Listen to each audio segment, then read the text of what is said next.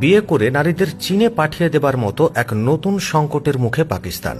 চীনা পাত্ররা পাকিস্তান থেকে খ্রিস্টান নারীদের বিয়ে করে দেশে নিয়ে বাধ্য করছে নিজেদের মতো কাজ করাতে, আর এই কাজে সহায়তা করছে স্থানীয় দালাল চক্র। ভাগ্যক্রমে বেঁচে ফেরা নারীরা তাদের অভিজ্ঞতার বর্ণনা দিয়ে অন্যদের রক্ষায় উদ্যোগী হওয়ার আহ্বান জানিয়েছে। ইসলামাবাদের বিভিন্ন চার্চে প্রতিনিয়তই দেখা মেলে চীনা পাত্র আর পাকিস্তানি পাত্রের জাঁকজমকপূর্ণ বিয়ের আয়োজন। বিশ্বের বৃহৎ জনসংখ্যার দেশ চীনে এক সন্তান নীতিতে অনুপ্রাণিত করা হয়। বেশ কয়েক বছর ধরে দেশটিতে বিবাহযোগ্য পুরুষের জন্য পাত্রী সংকট দেখা দিয়েছে।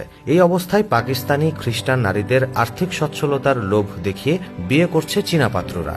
বিয়ের নামে পাকিস্তানি নারীদের মূলত নিয়ে যাওয়া হচ্ছে চীনে। দেশটির অনেক নারী একটা সময় চীন দেশের পুরুষদের সাথে বিয়ে করে দেশ ছেড়ে চীনে চলে যেত, কিন্তু পরবর্তীতে দেখা যায় তাদের দালালের কাছে বিক্রি করে দেওয়া হচ্ছে অথবা অন্য কোনো পেশায় বাধ্য করা হচ্ছে, যেটিতে ওই মেয়েরা একদমই আগ্রহী নয়। তাছাড়া অনেক সুযোগ আর প্রলোভনের আড়ালে চলছে রীতিমতো নারীদের নিয়ে ব্যবসা।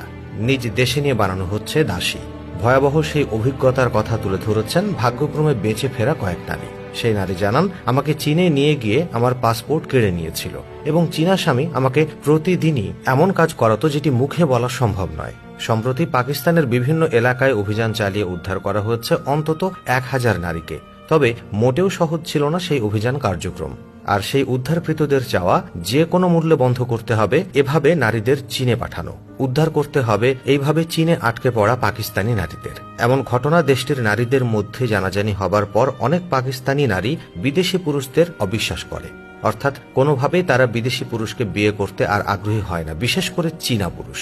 এবং পাকিস্তানি মেয়েরা অন্য দেশের যে কোনো পুরুষ দেখলেই এখন 100 হাত দূরে থাকতে শুরু করেছে। পাকিস্তানি নারীদের ভিনদেশি পুরুষদের এড়িয়ে যাওয়া বা তাদের বিয়ে করতে না চাওয়ার কারণ হলো দালালের মাধ্যমে তাদেরকে রীতিমতো ব্যবসার কাজে লাগানো। সেক্ষেত্রে তারা নিকট আত্মীয় বা চাচাতো ভাই, মামাতো ভাই এরকম সম্পর্কের পুরুষদের সাথেই বিয়ে করতে আগ্রহী হচ্ছে, আর বাদবাকিরা নিজেদের গোষ্ঠী বা জাতির মধ্যেই বিয়ে করে থাকছেন। এসবের কারণেই তারা বিদেশি পুরুষদের সাথে বিয়ের কথা এখন চিন্তাও করতে পারছে না।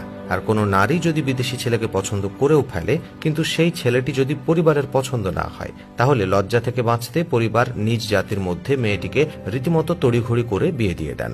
তো দর্শক, এই ছিল আজকের ভিডিও। এই বিষয়ে আপনার মতামত অবশ্যই কমেন্টে জানাবেন।